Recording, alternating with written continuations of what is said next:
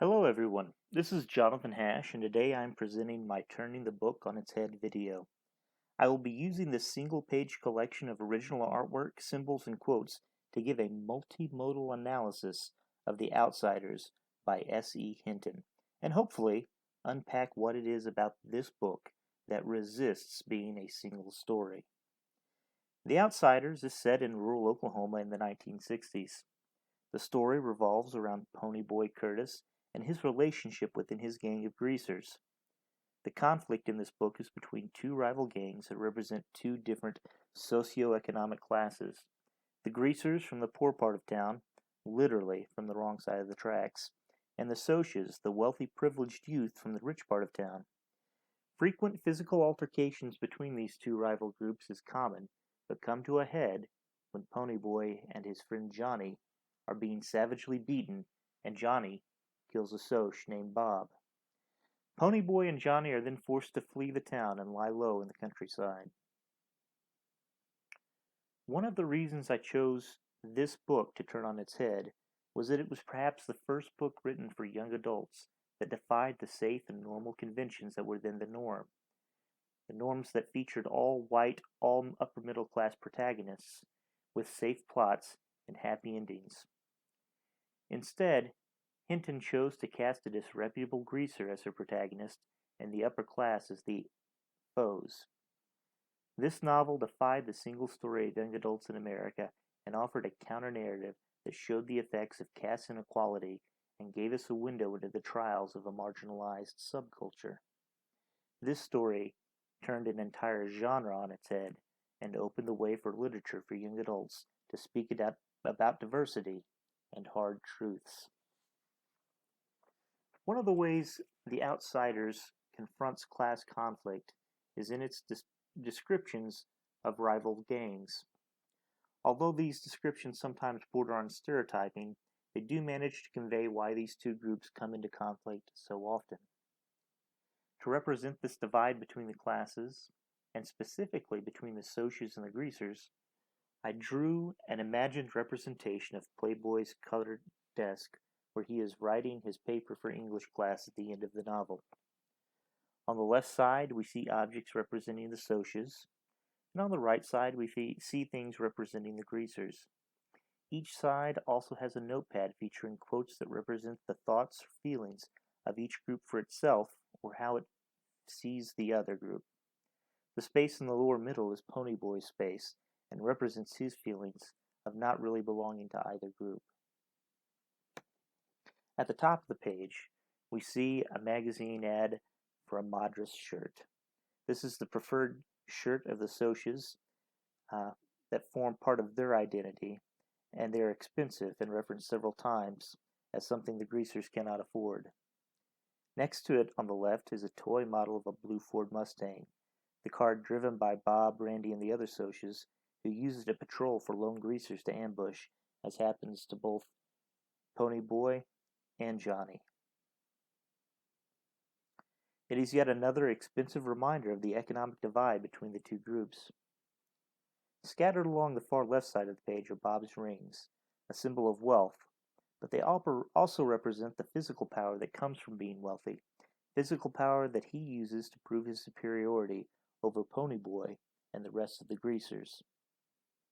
At the bottom left are cherries, representing Cherry Valiance, Bob's girlfriend. While Cherry finds commonality with Ponyboy and even admires Dally, she ultimately rejects the greasers because she is a Soc and feels that their differences are too great to overcome. This is perhaps illustrated by something she says in the quotes on the notepad on the left.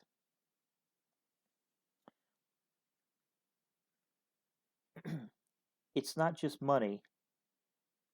We're sophisticated to the point of not feeling anything. Nothing is real for us. We also have the quote, greasers will still be greasers and socias will still be socias. Again, illustrating the idea that their social and economic differences are too large to overcome and that they could never find enough commonality to live together.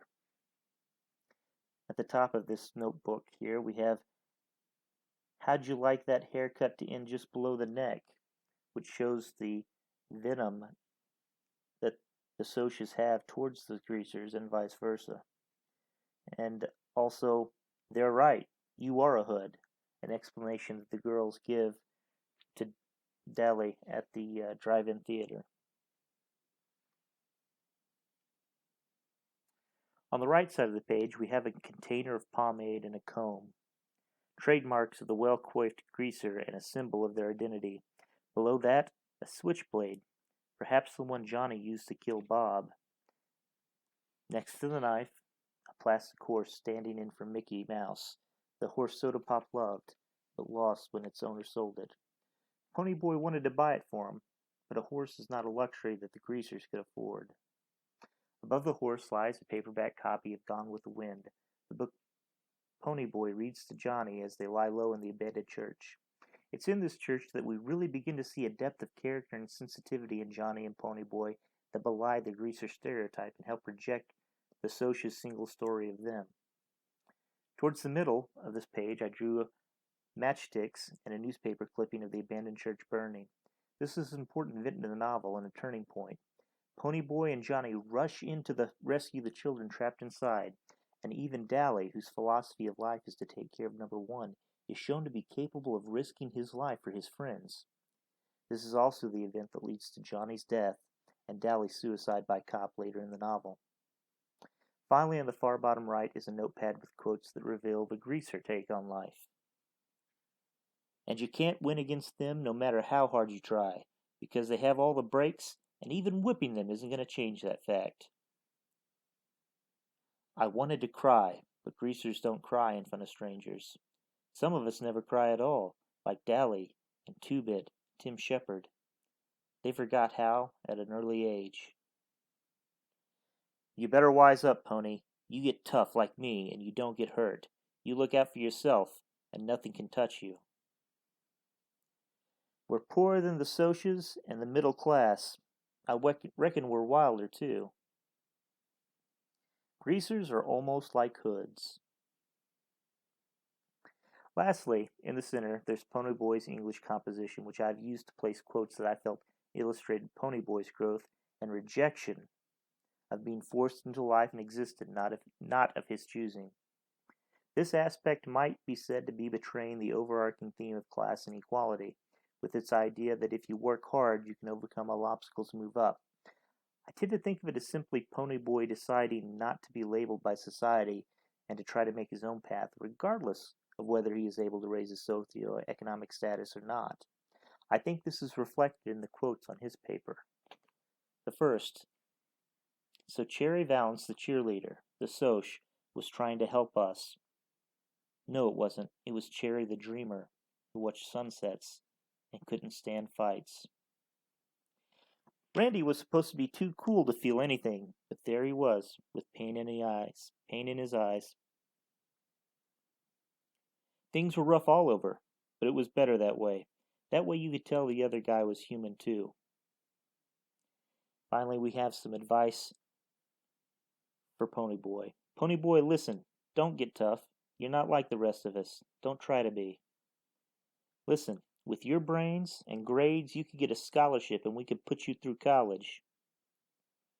Don't be so bugged over being a greaser. You still have a lot of time to make yourself be what you want. There's still lots of good in the world. And finally, stay gold, Ponyboy, stay gold. This quote and the one right before it are what convinced me that this book isn't just a counter-narrative about class conflict, but is also a rejection of social labels. Playboy may be a greaser, but that label no longer has the power to keep him from determining his own actions.